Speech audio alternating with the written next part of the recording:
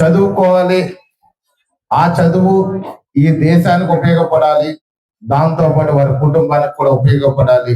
విద్యని సక్రమంగా మనం ఇచ్చినట్లయితే ఆ యొక్క కుటుంబం మాత్రమే కాకుండా దేశం కూడా బాగుపడుతుందని నమ్మి ఒక మంచి సిద్ధాంతంతో మంచి మంచి ప్రణాళికలు వేస్తూ కార్పొరేట్ విద్య కంటే కూడా మెరుగైన విధానంతో ఈ యొక్క ప్రభుత్వ పాఠశాలను అభివృద్ధి చేస్తున్న లోకేష్ బాబు గారికి మనందరం కూడా హృదయపూర్వక ధన్యవాదాలు చెప్పాల్సిన అవసరం ఉంది. లోకేష్ బాబు గారు మంచి సంస్కరణ తీసుకొచ్చి గత ప్రభుత్వ హయాంలో కానీ మనం చూసినట్లయితే ఒక్క టీచర్ రిక్రూట్మెంట్ కూడా జరగలేదు.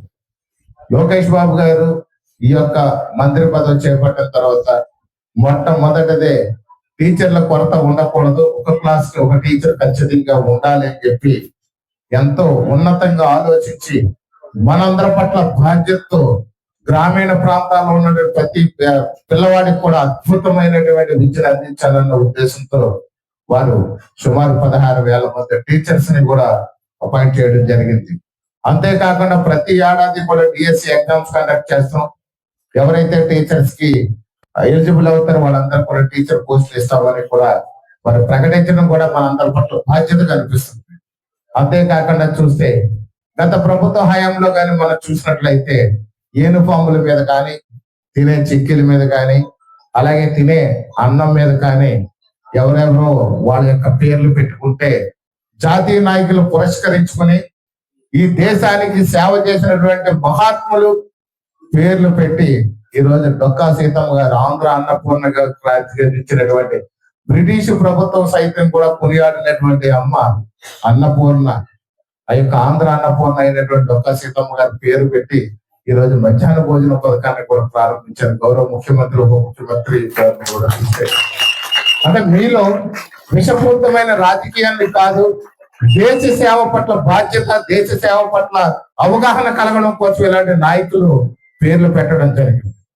అంతే తప్ప మీ మీద ఇప్పటి నుంచి కూడా ఎవడో తుక్కులక రాజుల పేర్లు కాకుండా ఒక మంచి చేసి సమాజానికి ఎంతో ఉన్నతంగా సమాజాన్ని తీర్చిదిద్దడంలో పాటుపడినటువంటి మహనీయుల పేర్లు ఇప్పటి నుంచి మీరు స్మరించుకుంటూ ఎదుగుతూ పెద్ద అయిన తర్వాత ఒక స్థాయికి వస్తారనే నమ్మకంతో గౌరవ ముఖ్యమంత్రి నారా చంద్రబాబు నాయుడు గారు కానివ్వండి, గౌరవ ఉప ముఖ్యమంత్రి శ్రీ కొణిదెల పవన్ కళ్యాణ్ గారు కానివ్వండి, మానవ వనరుల శాఖ మంత్రి లోకేష్ బాబు గారు కానివ్వండి, నిరంతరం శ్రమిస్తూ మీ పట్ల బాధ్యతతో ముందు తీసుకెళ్తారు. అదే విధంగా చూస్తే స్పోర్ట్స్ చాలా అవసరం. ఎందుకంటే మనం ఆరోగ్యంగా ఉంటేనే ఏదైనా చేయగలుగుతాం. ఈవేళ మనకి అన్ని ఆస్తులు ఉండొచ్చు, ఆస్తి ఉండొచ్చు, పదవులు ఉండొచ్చు, వ్యాపారాలు ఉండొచ్చు, డబ్బు ఉండొచ్చు, బంగారం ఉండొచ్చు, కానీ సరైన ఆరోగ్యం లేకపోతే అవైతే ఉపయోగం లేని వస్తువులుగా మిగిలిపోతాయి. కాబట్టి ప్రతి ఒక్కరికి ఆరోగ్యమే మహాభాగ్యం అని ఎప్పుడైతే మన టీచర్లు చెప్తుంటారో, అసలు ఆరోగ్యం లేకపోతే ఏదున్నా అనవసరం. ఆరోగ్యంగా ఉన్నప్పుడే మిగతా అవసరం అవుతాయి. కాబట్టి ఆరోగ్యంగా ఉండాలి అంటే స్పోర్ట్స్ లో ఖచ్చితంగా పార్టిసిపేట్ చేయాలి. అంతేకాకుండా స్పోర్ట్స్ కి పెద్ద పెద్ద వేస్తూ కూడా ప్రభుత్వాలు మీకు బాగా ఎవరైతే స్పోర్ట్స్ లో రాణిస్తారో వాళ్ళందరికీ కూడా మంచి మంచి ఉద్యోగాలు కూడా ఇచ్చినటువంటి పరిస్థితులు మనం చూస్తున్నాం. ముఖ్యంగా ఇప్పుడు కానీ చూస్తే ఈ గాడాల స్కూల్లో చదివే రోజా గారిని చూసినట్లయితే నేషనల్ వైడ్ మనం ఆడటం అనేది మన కోరుకొండ మండలానికి గర్వకారణం. ఎంత గర్వకారణం అంటే నేషనల్కి వెళ్ళి ఆడి ఉత్తరప్రదేశ్ వెళ్ళి అక్కడికి వెళ్ళి మన ఇక్కడ బిడ్డ ఇక్కడ మన స్థానికంగా ఉన్నటువంటి గాడాల్లో పుట్టి ప్రభుత్వ పాఠశాలలో చదువుకున్నటువంటి ఒక బిడ్డ వెళ్ళి ఉత్తరప్రదేశ్ లో పార్టిసిపేట్ చేసిందంటే నాకు కూడా చాలా గర్వంగా ఉంది. నా నియోజకవర్గం, నా మండలం, నా ప్రాంతంలో నుంచి ఒక అమ్మాయి వెళ్తుంది.